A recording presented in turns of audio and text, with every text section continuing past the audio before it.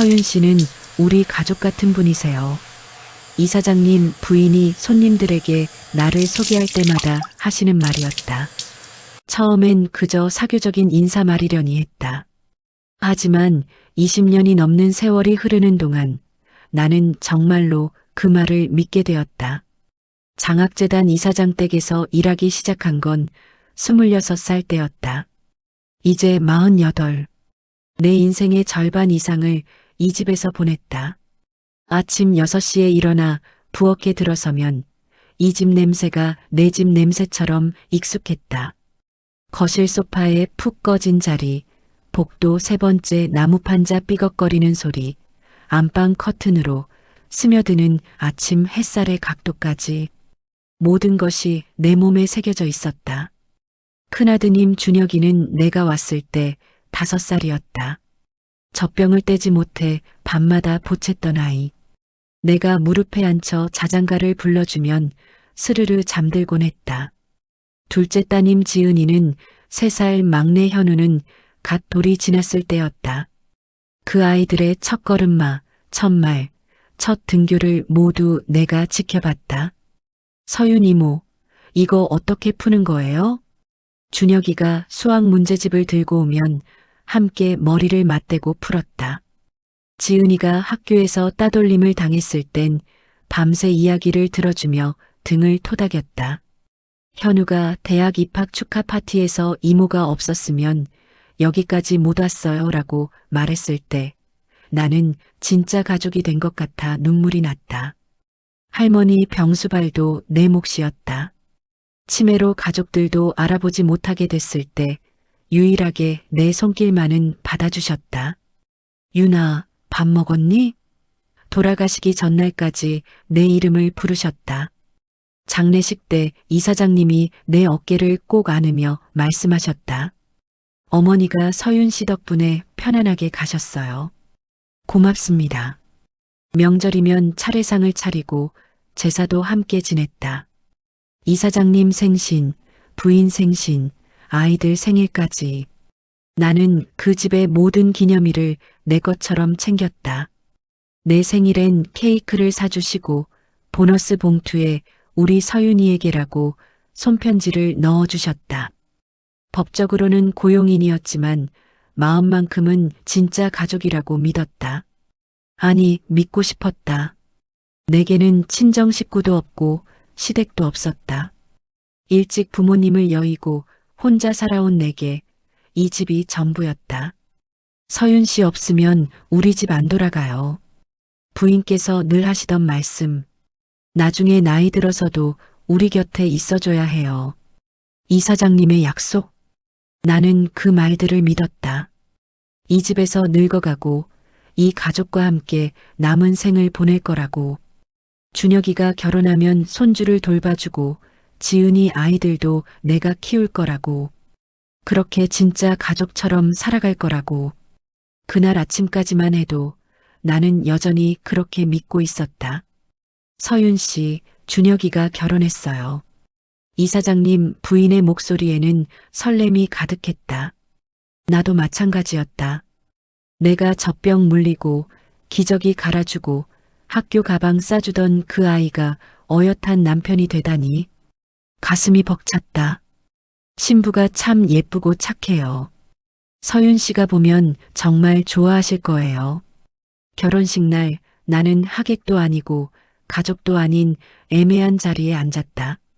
하지만 준혁이가 단상에서 내게 손을 흔들었을 때 그 어떤 자리보다 특별하다고 느꼈다. 식이 끝나고 준혁이가 신부 수진 씨를 데리고 내게 왔다. 이모, 제 신부 소개할게요. 수진아, 이분이 내가 말했던 서윤 이모야. 나 키워주신 분. 수진 씨는 공손하게 인사했다. 예쁘장한 얼굴에 단정한 인상이었다. 어머님께 많이 들었어요. 정말 뵙고 싶었어요. 그로부터 2달 후 이사장님 부인에게서 전화가 왔다. 서윤 씨, 좋은 소식이 있어요. 수진이가 임신했대요. 정말요? 축하드려요. 그런데 말이에요. 부인의 목소리가 조심스러워졌다. 수진이가 입덧이 너무 심해서 혼자서는 힘들대요. 준혁이도 일 때문에 밤늦게 들어오고. 그래서 말인데 서윤 씨가 신혼집에 가서 좀 도와줄 수 있을까요? 저요? 수진이가 그러는데 어머니 같은 분이 옆에 계셔야 안심이 된대요. 저도 가긴 해야 하는데 재단 일도 있고 할머니 기일 준비도 해야 해서요. 서윤 씨가 가주시면 정말 큰 도움이 될 것 같아요. 어머니 같은 분. 그 말에 눈시울이 뜨거워졌다. 내가 키운 아이가, 그 아이의 아내가 나를 어머니처럼 여긴다니. 이것이 진짜 가족이 되는 순간이 아닐까? 물론이죠. 제가 가서 잘 돌봐드릴게요. 신혼집은 강남의 새 아파트. 하지만 부엌이 좁고 낡아서 요리하기 불편해 보였다. 임산부가 지낼 곳인데 이래선 안 되겠다 싶었다. 나는 평생 모아온 적금을 깼다. 5천만 원. 노후를 위해 아껴둔 돈이었지만 이보다 더 좋은 곳에 쓸 데가 어디 있겠는가. 내가 키운 아이의 가정, 곧 태어날 손주를 위한 일이었다. 이모, 이게 무슨 일이세요? 준혁이가 깜짝 놀라 말렸지만 나는 웃으며 고집을 부렸다. 괜찮아. 이모가 하고 싶어서 하는 거야. 수진 씨랑 아기가 편하게 지내야지. 주방 리모델링에 2천만 원, 안방 침대와 가구에 1,000만 원, 육아용품과 아기방 준비에 나머지를 썼다. 통장이 텅 비었지만 마음은 뿌듯했다. 공사가 끝난 날 수진 씨가 내 손을 꼭 잡았다. 어머니, 정말 감사해요. 이렇게까지 해주시다니 저희 친정엄마도 이렇게는 안 해주셨어요. 어머니, 그 호칭이 너무 좋아서 가슴이 먹먹했다. 법적으로는 아니어도 이제 나는 이 집의 진짜 어머니가 된 것 같았다. 뭐려? 당연한 거예요. 우리 손주 편하게 자라야죠. 나는 매일 아침 일찍 일어나 미역국을 끓이고 입덧하는 수진 씨가 먹을 수 있는 음식을 정성껏 만들었다. 병원 진료도 함께 다녔고 밤에 배가 당긴다고 하면 죽을 쓸어 갔다. 준혁이는 퇴근하면 이모 덕분에 수진이가 많이 좋아졌어요 라며 고마워했다. 이사장님 부부도 가끔 들러서는 서윤 씨가 있으니까 우리가 편하게 일할 수 있어요 라고 했다. 나는 행복했다. 20년을 기다린 보람이 있었다. 이제야 진짜 가족이 된 것 같았다. 법적인 서류 따위 없어도 마음으로 맺어진 진짜 가족. 곧 태어날 아기의 이름도 함께 고민했다. 서윤 이모 이름에서 한 글자 따면 어때요? 준혁이의 제안에 가슴이 터질 것 같았다. 그렇게 석 달이 흘렀다.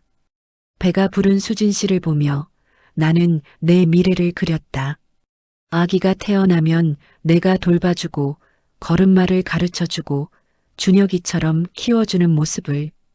드디어 진짜 가족이 되었다고 나는 진심으로 믿었다. 서윤 씨, 방은 저쪽이에요. 수진 씨가 환하게 웃으며 가리킨 곳은 아파트 끝, 베란다 옆 작은 문이었다. 다용도실? 아니, 창고였다. 여기요? 네, 좁긴 한데 혼자 쓰시기엔 괜찮으실 거예요. 문을 열자 퀴퀴한 냄새가 확 풍겼다. 가로 1.5m, 세로 2m 남짓한 공간. 천장엔 물이 샌 자국이 얼룩덜룩했고 벽지는 구석구석 곰팡이가 피어 있었다. 창문도 없었다. 환풍기 하나만 덜그럭거리며 돌아가고 있었다. 보일러는 여기 조절하시면 되는데 요즘 좀 말을 안 들어요. 고치려고 했는데 깜빡했네요. 싱크대 옆에 놓인 좁은 매트리스. 그게 내가 잘 침대의 전부였다. 이불도 오래되어 누렇게 변색되어 있었다. 불편하시면 말씀하세요. 이불 새 거 드릴게요. 수진 씨는 미안한 기색도 없이 밝게 웃었다. 아, 참. 우리 엄마는 오늘 저녁에 오시는데 호텔 잡아뒀어요. 여기 오시면 불편하실까 봐요. 호텔. 그 단어가 가슴에 박혔다. 네, 알겠어요. 수진 씨가 나간 후 나는 그 좁은 방에 앉아 한참을 멍하니 있었다. 손으로 만져본 벽지는 축축했다. 어디선가 쥐 냄새가 났다. 밤이 되자 환풍기 소리가 더 크게 들렸다. 보일러는 정말 고장나 있었다. 11월 날씨에 방은 냉골이었다. 떨리는 손으로 보일러를 만져봤지만 꿈쩍도 하지 않았다. 얇은 이불을 덮고 누웠지만 추위에 잠을 이룰 수 없었다. 새벽 2시쯤 뭔가 바스락거리는 소리가 들렸다. 휴대폰 불빛을 비추니 쥐 한 마리가 구석을 지나갔다. 소스라치게 놀라 벌떡 일어났다. 이게 사람이 잘 곳인가? 나는 5천만 원을 들여 리모델링한 안방을 떠올렸다. 최고급 침대 매트리스, 편백나무 옷장, 대리석 화장대, 수진 씨의 친정어머니가 묵을 특급 호텔을, 그리고 내가 누워있는 이 창고를. 아침이 되자 수진 씨가 문을 두드렸다. 서윤 씨, 아침 준비 부탁드려요. 엄마가 9시에 오시거든요. 네. 부엌에 서서 미역국을 끓이는데 안방에서 수진 씨의 목소리가 들렸다. 엄마, 응. 방 진짜 좋아. 어제 리모델링 끝났어. 응, 이모가 해줬어. 전문가 수준이더라. 아, 당연히 엄마 방도 최고로 준비했지.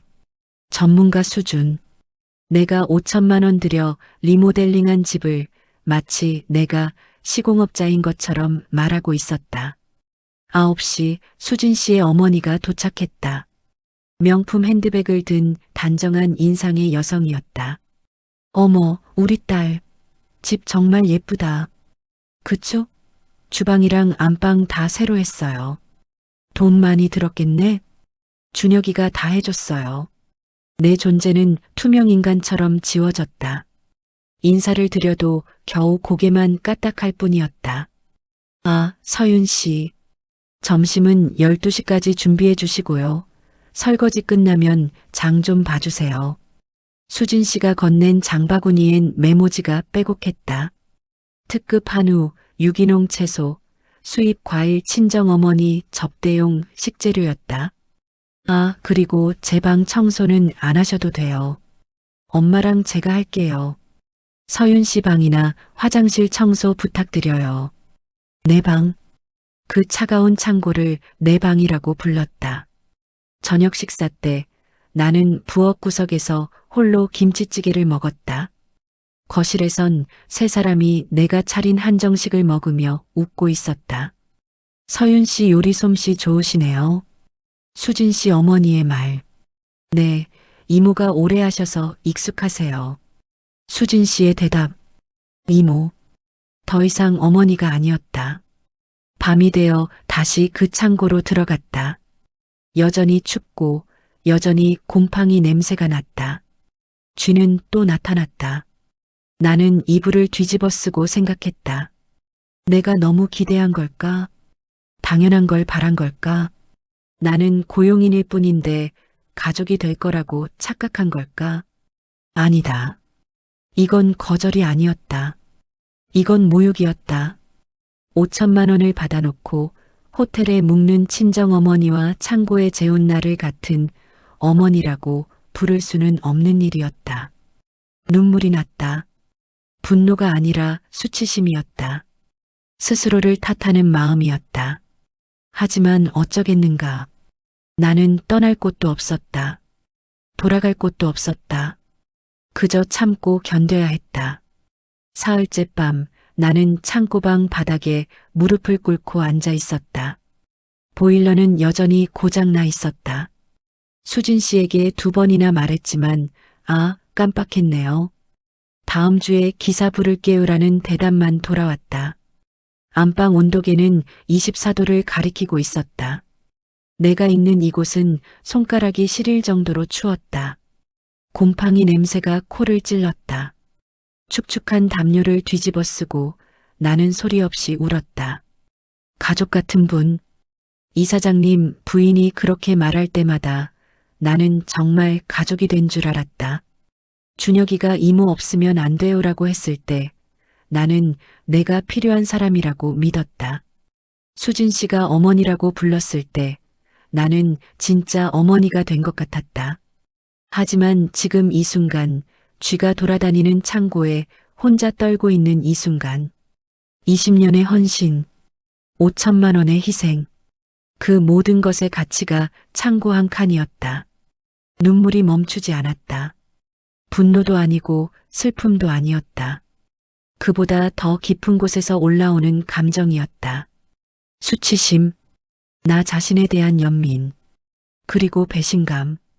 문득 오늘 낮에 있었던 일이 떠올랐다. 수진 씨의 친구들이 집들이를 왔다. 나는 부엌에서 음식을 나르고 설거지를 했다. 거실에서 웃음소리가 들렸다. 언니, 집 진짜 예쁘다. 리모델링 비용 얼마 들었어? 많이 들었지. 준혁 오빠가 다 해줬어. 우와, 남편 복 터졌네. 내가 음료를 내놓으려 거실로 가자 대화가 뚝 끊겼다.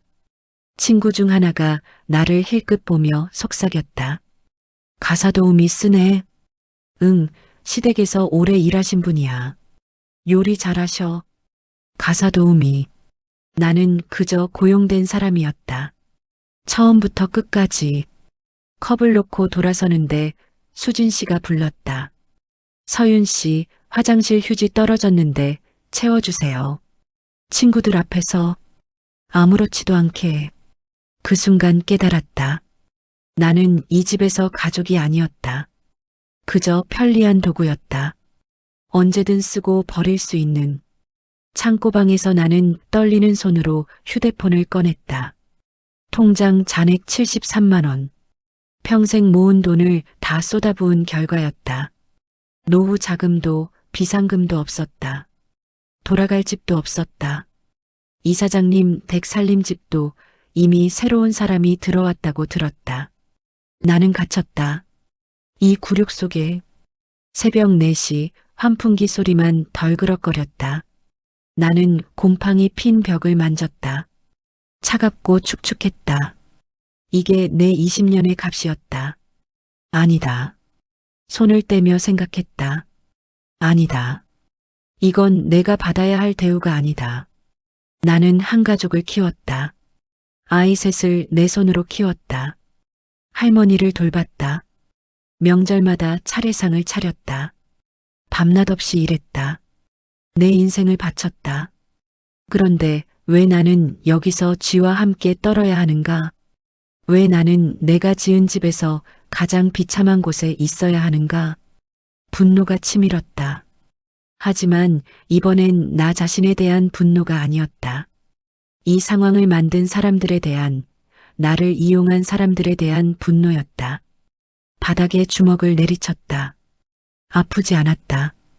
오히려 정신이 맑아졌다. 나는 결심했다. 내 인생을 되찾겠다. 작은 목소리로 중얼거렸다. 하지만 확고했다. 내가 바친 20년을 헛되게 하지 않겠다. 그리고 한 가지 더.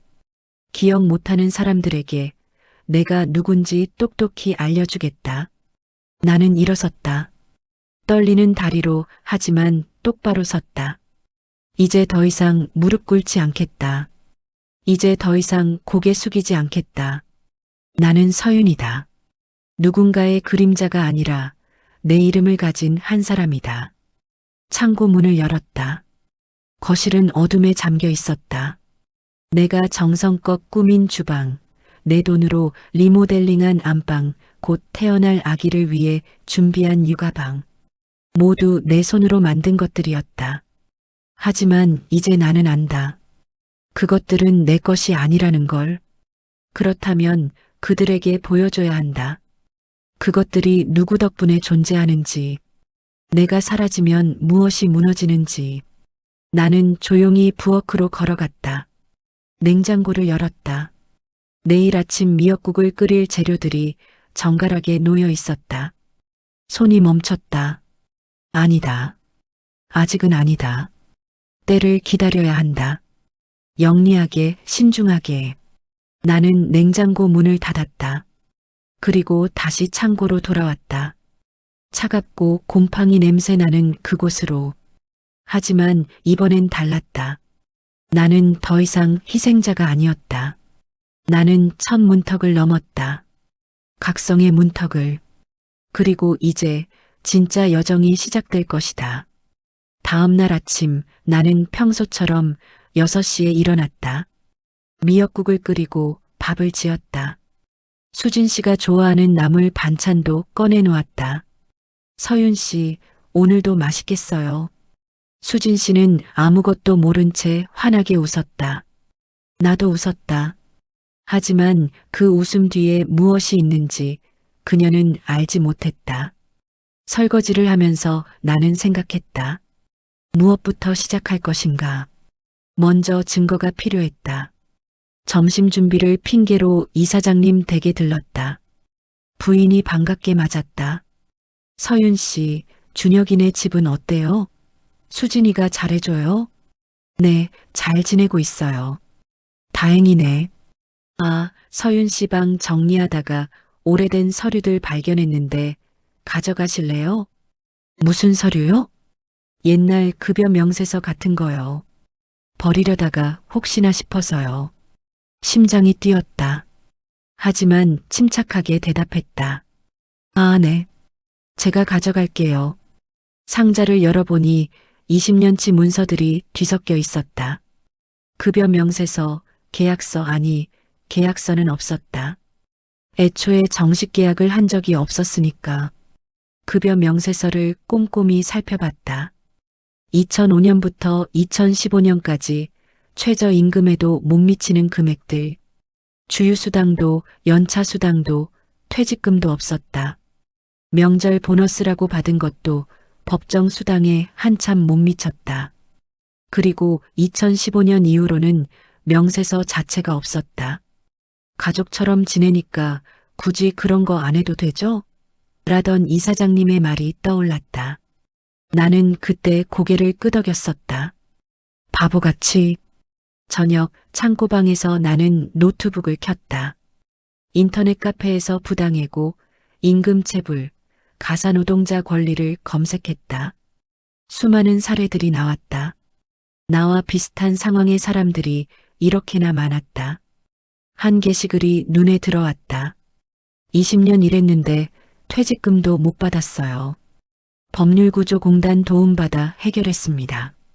댓글에 전화번호가 있었다. 나는 메모했다. 다음 날 수진 씨가 병원 가는 동안 나는 법률구조공단에 전화를 걸었다. 대한법률구조공단입니다. 저 상담 받고 싶은데요. 어떤 사안이신가요? 20년 넘게 일했는데 계약서도 없고 퇴직금도 못 받았어요. 방문 상담 예약하시겠습니까? 네. 며칠 후 나는 처음으로 변호사 앞에 앉았다. 젊은 여성 변호사였다. 김지혜 변호사. 어르신 가져오신 자료 먼저 볼게요. 그녀는 내가 준비한 서류들을 찬찬히 살폈다. 급여 명세서, 통장 거래 내역, 그리고 내가 직접 쓴 20년간의 기록. 이거 심각한데요. 김 변호사의 표정이 굳었다. 최저임금 위반이 명확하고요. 2015년 이후로는 급여 지급 증빙이 아예 없네요. 퇴직금은 당연히 받으셔야 하고요. 얼마나 받을 수 있을까요? 대략 계산하면 퇴직금만 최소 3천만 원 이상이에요. 미지급 임금, 주휴수당, 연차수당까지 합치면 더 늘어날 수 있고요. 3천만 원. 내가 리모델링에 쏟아부은 돈의 절반도 안 되는 금액이었다.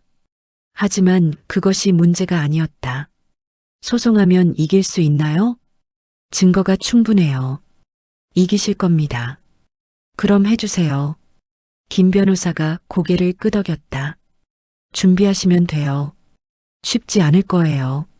상대가 재력가시니까 좋은 변호사 선임할 테고요. 괜찮아요.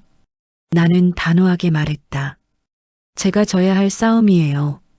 그날 밤 창고방에서 나는 노트에 정리했다. 적 이사장 가족.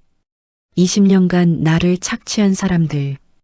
동맹 김지혜 변호사, 법률구조공단, 시험 증거 수집, 소송 준비, 그리고 들키지 않기.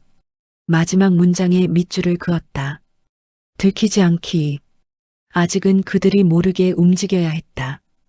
준비가 끝날 때까지.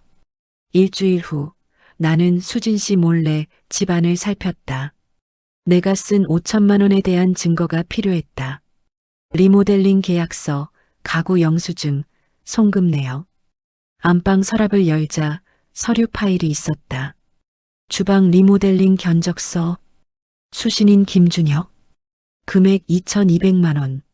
내 통장에서 2,500만 원이 나갔는데 견적은 2,200만 원이었다. 차액 300만 원은 어디로 갔을까? 더 뒤지자 또 다른 서류가 나왔다. 가구 구매 내역서. 내가 1,000만 원을 준 안방 가구는 실제로는 650만 원짜리였다. 숨이 막혔다. 그들은 나를 속인 것이다. 내 돈으로 리모델링하면서 차액을 빼돌렸다. 손이 떨렸다. 분노가 아니라 배신감이었다. 휴대폰으로 서류를 촬영했다. 하나하나 빠짐없이. 서윤 씨? 뒤에서 목소리가 들렸다. 수진 씨였다. 심장이 멎는 줄 알았다.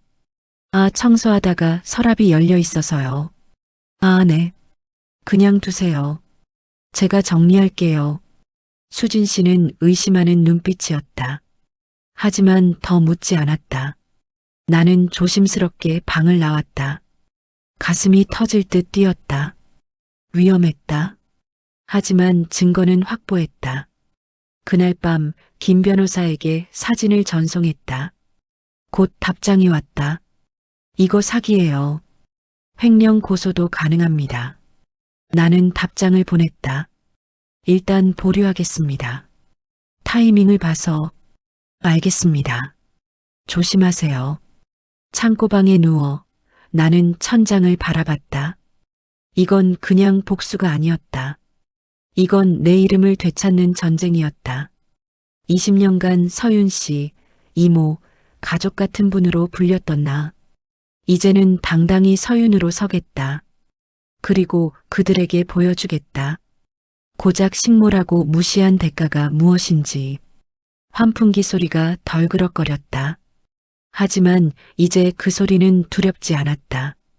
오히려 나를 깨어있게 했다. 싸움은 이제 시작이었다. 소송요? 수진 씨가 웃음을 터뜨렸다. 비웃음이었다. 서윤 씨가 우릴 고소한다고요? 소송 준비 서류가 도착한 날이었다. 나는 더 이상 숨길 필요가 없었다. 아니, 숨기고 싶지 않았다. 네.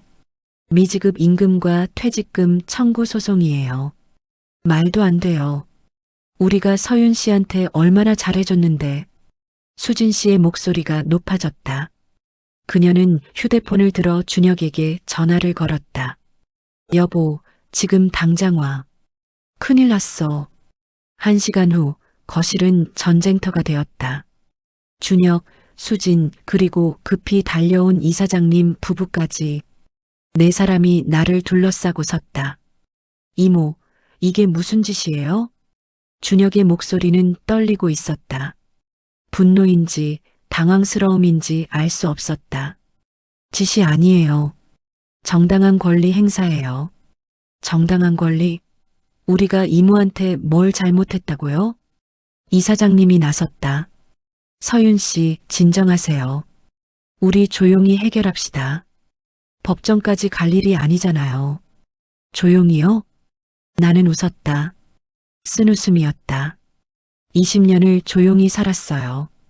이제는 조용하고 싶지 않아요. 얼마 받고 싶은 거예요?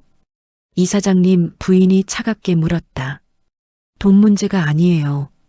그럼 뭐예요? 우리한테 복수하려고요? 아니요. 제 이름을 되찾으려고요. 이름? 수진 씨가 코웃음 쳤다. 무슨 드라마 대사예요? 그냥 솔직히 말해요. 돈 더 뜯어내려는 거잖아요. 순간 모든 것이 선명해졌다. 그들은 끝까지 이해하지 못할 것이다. 내가 왜 이러는지, 무엇을 원하는지. 2천만 원 드릴게요. 이사장님이 말했다. 그럼 소송 취하하세요. 우리 집안 명예도 생각해야죠. 2천만 원이요? 나는 천천히 되물었다. 변호사가 계산한 금액은 5천만 원이 넘어요. 퇴직금, 미지급 임금, 각종 수당 포함해서요. 과한 요구예요. 우리가 서윤 씨한테 밥 먹여주고 재워줬잖아요. 그것도 계산에 넣어야죠. 수진 씨의 말에 준혁이 거들었다. 맞아요. 우리 집에서 20년 동안 편하게 살았잖아요. 집도 주고 밥도 주고 편하게. 그 단어에 무언가가 터졌다. 편하게요? 내 목소리가 낮게 깔렸다. 창고에서 쥐랑 떨면서 잔 게 편한 거였어요? 고장난 보일러에 꽁꽁 얼면서 지낸 게요? 그건, 그리고 제가 드린 5천만 원은요? 리모델링 비용이랑 가구값에서 빼돌린 1천만 원은요? 거실이 조용해졌다. 수진 씨의 얼굴이 하얗게 질렸다. 그건 어떻게? 영수증 다 찾았어요. 제가 드린 돈이랑 실제 지출 내역이랑 안 맞더라고요. 이사장님이 헛기침을 했다. 그건 오해예요. 부가세나 잡비가 있었을 거예요. 부가세 포함된 견적서예요. 변호사한테 다 보여드렸고요. 변호사? 준혁의 목소리가 높아졌다. 이모가 정말 우릴 고소할 거예요? 우리가 키워준 은혜도 모르고. 은혜. 그 말에 웃음이 나왔다. 은혜요? 제가 준혁 씨 키웠는데 누가 누굴 키웠다는 거예요? 말 함부로 하지 마세요. 수진 씨가 소리쳤다. 우리 같은 집안이 법정까지 가야겠어요? 창피한 줄 아세요. 그냥 돈이나 좀 받고 조용히 하세요. 우리 집안 명예 생각해서. 명예. 그들의 명예. 나는 천천히 그들을 둘러봤다. 이사장님의 거만한 표정, 부인의 차가운 눈빛, 준혁의 배신감 어린 얼굴, 수진의 경멸, 20년 동안 내가 섬긴 사람들, 가족이라고 믿었던 사람들. 조용히 하라고요? 내 목소리는 떨리지 않았다. 20년을 조용히 살았어요. 서윤 씨로, 이모로, 가족 같은 분으로. 내 이름 석자, 이서윤으로 불린 적이 한 번이라도 있었나요? 뭔 소리예요? 여기 계신 분들, 제 이름 아세요? 성함 말고 본명. 침묵이 흘렀다. 아무도 대답하지 못했다. 이서윤이에요. 이씨 성의 서윤. 26에 여기 와서 48까지 일했어요. 꿈이 뭐였는지 아세요? 작은 꽃집 하나 차리는 거였어요. 그게 지금 무슨 상관 있어요. 나는 단호하게 말했다. 저도 사람이에요. 꿈이 있고, 이름이 있고, 인생이 있는 사람. 그냥 편리한 도구가 아니라고요. 아무도 서윤 씨를 도구라고 생각 안 했어요. 이사장님 부인이 항변했다. 그럼 왜 창고에 재우셨어요? 친정어머니는 호텔에 모시면서요. 그건 방이 없어서. 거짓말 마세요. 육아방 있었잖아요. 아기 태어나려면 아직 2달 남았는데. 수진 씨가 입술을 깨물었다. 서윤 씨는 서윤 씨니까요. 그 말이 모든 것을 말해줬다. 나는 서윤 씨였다. 사람이 아니라 역할이었다. 이름이 아니라 호칭이었다. 이제는 아니에요. 나는 가방을 들었다. 이제부터 저는 이서윤이에요. 법정에서 뵙겠습니다. 서윤 씨, 이사장님이 소리쳤다. 지금 나가면 후회할 거예요. 우리가 누군지 알아요? 변호사도 판사도 다 아는 사람들이에요. 알아요. 나는 돌아서며 말했다. 그래서 더 이기고 싶어요. 힘없는 이서윤이 재력가를 이기는 걸 보고 싶어요. 문을 열었다. 밖은 추웠다. 하지만 창고방보다는 따뜻했다. 뒤에서 수진 씨의 목소리가 들렸다. 미쳤나 봐. 정말 미쳤어. 미쳤을지도 모른다. 하지만 이제야 정신이 든 것 같았다. 20년 만에 처음으로 나는 나 자신이었다. 이서윤. 누구의 이모도 누구의 씨도 아닌 그냥 이서윤. 법정 복도는 차갑고 길었다. 1년 동안 나는 이 복도를 수없이 걸었다. 첫 공판, 증인 신문, 증거 제출, 최종 변론. 매번 올 때마다 다리가 떨렸다. 하지만 오늘은 달랐다. 오늘은 선고일이었다. 피고는 원고에게 6,200만 원을 지급하라. 판사의 목소리가 법정에 울렸다. 원고가 20년간 제공한 노동의 가치를 피고는 정당하게 보상하지 않았으며 특히 2015년 이후 계약서 없이 고용을 지속하고 최저임금에도 못 미치는 급여를 지급한 것은 명백한 근로기준법 위반이다. 6,200만 원. 변호사가 예상한 금액보다 많았다. 법원이 정신적 피해까지 인정한 것이었다. 또한 원고가 지출한 5천만 원 중 일부가 피고에 의해 부당하게 유용된 정황이 있으나 이는 별도의 민사소송을 통해 다툴 수 있을 것으로 본다.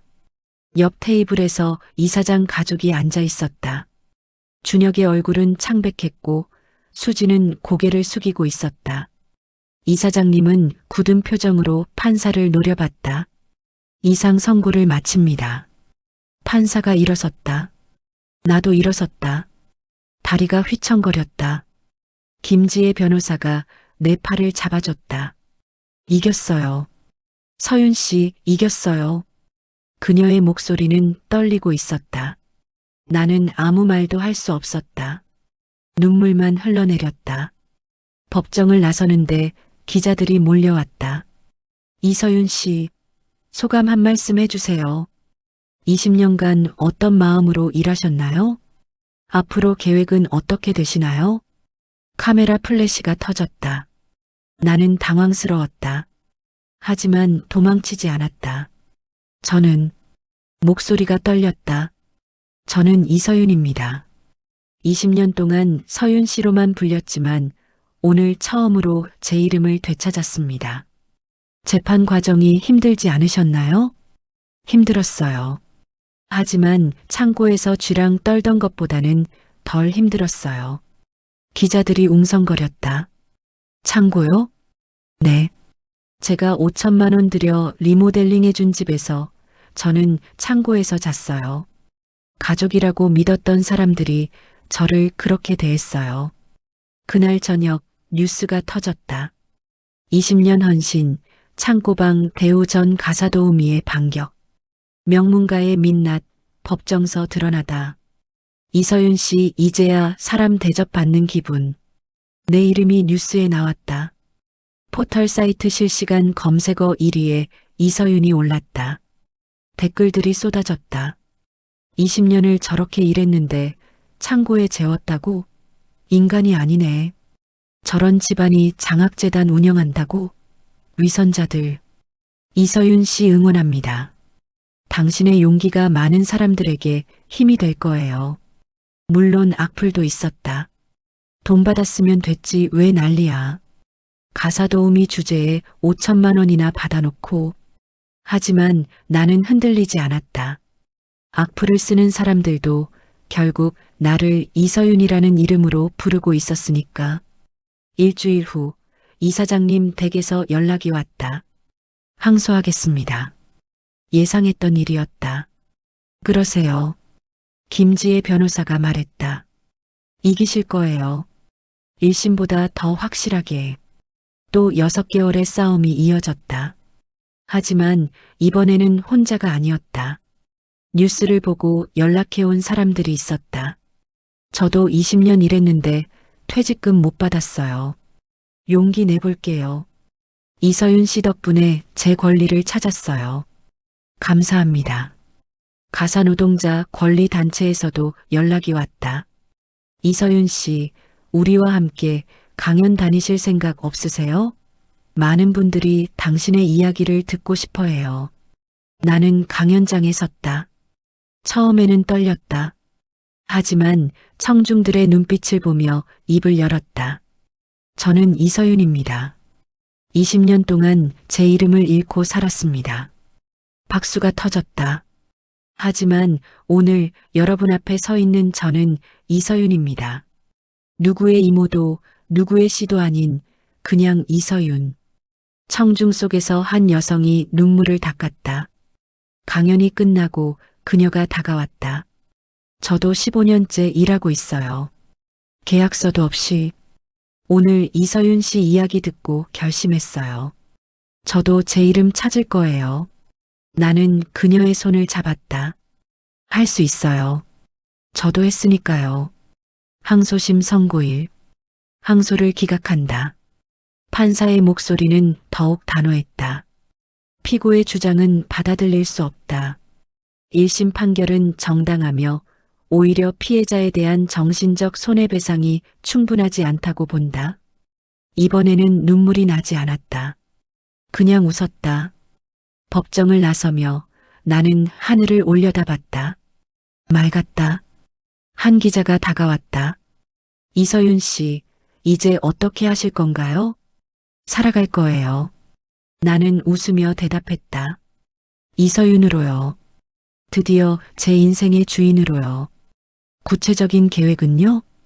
꽃집 할 거예요. 작은 꽃집. 26살 때 꿈꿨던 거요. 꽃집이요? 네. 제 이름 걸고요. 이서윤의 꽃이라고. 그날 저녁 다시 한번 뉴스가 나갔다. 승소한 이서윤 씨, 이제 내 인생 살겠다. 포털 댓글에는 응원 메시지가 가득했다. 꽃집 차리시면 꼭 갈게요. 이서윤 씨의 새 출발을 응원합니다. 당신은 이제 누구의 그림자도 아니에요. 당신 자신이에요. 나는 휴대폰을 내려놓고 창밖을 바라봤다. 더 이상 창고방이 아니었다. 내가 얻은 보상금으로 얻은 작은 원룸이었다. 좁았지만 따뜻했다. 보일러가 작동했고 곰팡이도 없었다. 무엇보다 이곳은 내 공간이었다. 책상 위에 놓인 등기부등본. 임대인 이서윤. 내 이름이 선명하게 박혀 있었다. 드디어 나는 그 집 식모가 아니었다. 나는 이서윤이었다. 한 명의 인간. 내 인생의 주인. 그리고 이제 막 시작하는 사람. 이서윤의 꽃 오픈 축하드립니다. 화환들이 가게 앞을 가득 메웠다. 김지혜 변호사, 가사노동자 권리단체, 그리고 내 이야기를 듣고 용기를 낸 사람들이 보내온 것들이었다. 작은 꽃집이었다. 반지하 상가, 10평 남짓. 하지만 내 이름이 걸린 간판이 햇빛에 반짝였다. 이서윤의 꽃. 26살 때 꿈꿨던 것. 49이 되어서야 이룬 꿈. 늦었지만 포기하지 않아서 다행이었다. 사장님, 장미 한 다발 주세요. 첫 손님이었다. 젊은 여성이 환하게 웃었다. 뉴스에서 봤어요. 꼭 오고 싶었어요. 감사합니다. 장미를 포장하며 나는 웃었다. 진짜 웃음이었다. 그렇게 석 달이 흘렀다. 꽃집은 생각보다 잘 됐다. 하지만 뭔가 부족했다. 꽃을 팔면서도 나는 계속 생각했다. 내가 진짜 하고 싶은 일이 뭘까? 어느 날 한 여성이 찾아왔다. 저 이서윤 씨 맞으시죠? 네, 그런데요. 저도 가사도우미예요. 15년째 일하는데 상담 좀 받을 수 있을까요? 우리는 꽃집 한 구석에 앉았다. 그녀는 떨리는 목소리로 이야기했다. 최저임금도 안 받아요. 계약서도 없고요. 그런데 어떻게 해야 할지 모르겠어요. 나는 그녀의 손을 잡았다. 이름이 뭐예요? 김미정이요. 미정 씨, 당신은 김미정이에요. 누구의 아줌마도 이모도 아니에요. 잊지 마세요. 그날 이후 비슷한 사람들이 하나둘 찾아왔다. 나는 깨달았다. 내가 진짜 해야 할 일을. 6개월 후 나는 꽃집 옆 공간을 얻었다. 15평짜리 반지하. 거기에 작은 책상 5개를 놓았다. 간판을 새로 달았다. 이서윤 가사노동자 권리상담센터. 그리고 또 다른 간판. 이서윤 도우미 교육센터. 선생님, 근로계약서 쓰는 법 좀 가르쳐 주세요. 저는 영수증을 어떻게 받아둬야 해요? 퇴직금 계산은 어떻게 하나요? 매주 토요일 오후 센터는 사람들로 북적였다. 나는 그들에게 가르쳤다. 권리를, 존엄을, 그리고 무엇보다 자기 이름의 가치를. 여러분, 어느 토요일 오후 나는 15명의 수강생 앞에 섰다. 일을 시작하기 전에 먼저 자기소개해 주세요. 성함과 나이 그리고 꿈을요. 한 명씩 일어섰다. 저는 박순자입니다. 55살이고요. 꿈은 제과점이요. 김영희입니다. 61살. 꿈은 손주들 용돈 주는 거요. 이미숙입니다. 43. 꿈은 대학 가는 거예요. 모두의 눈에 눈물이 맺혔다. 좋아요. 나는 웃었다. 그 꿈을 잊지 마세요. 그리고 무엇보다 당신의 이름을 잊지 마세요. 누가 뭐라고 부르든 당신은 당신의 이름으로 존재하는 사람이에요. 수업이 끝나고 한 수강생이 다가왔다. 선생님, 저 용기가 안 나요. 지금 일하는 집에서 나가면 갈 곳이 없어요. 갈 곳 없어도 괜찮아요. 나는 그녀의 어깨를 토닥였다. 저도 없었어요. 하지만 만들었어요. 여기, 이 작은 공간을요. 당신도 할 수 있어요. 정말이요? 정말이에요. 그리고 나는 책상 서랍을 열어 명함을 꺼냈다. 혹시 급한 일 생기면 여기 연락하세요. 쉼터 연락처예요. 제가 후원하는 곳이에요. 쉼터요? 네. 가사노동자들을 위한 임시 거처요. 저처럼 갈 곳 없는 사람들을 위한 곳이죠. 그녀의 눈에서 눈물이 흘렀다. 감사해요, 선생님. 천만에요. 우리는 서로 도와야 해요. 혼자가 아니라는 걸 알아야 하니까요. 1년 후 센터는 2배로 커졌다. 이제는 법률 상담도 제공했다. 김지혜 변호사가 매주 수요일 무료 상담을 해줬다. 심리 상담도 시작했다. 20년, 30년을 남의 집에서 살며 지친 마음들을 어루만지는 시간이었다. 그리고 무엇보다 가족 모임이 생겼다. 매달 마지막 일요일 우리는 모여 밥을 먹었다. 각자 음식을 만들어 와서 나눴다. 이게 진짜 가족 같아요. 한 회원이 말했다. 법적 가족은 아니지만 마음은 진짜 가족이에요. 나는 고개를 끄덕였다. 맞아요. 가족은 피가 아니라 마음으로 만드는 거예요. 어느 날 예상치 못한 방문객이 왔다. 준혁이었다. 이모. 준혁 씨. 나는 차갑게 고쳐 불렀다. 무슨 일이세요?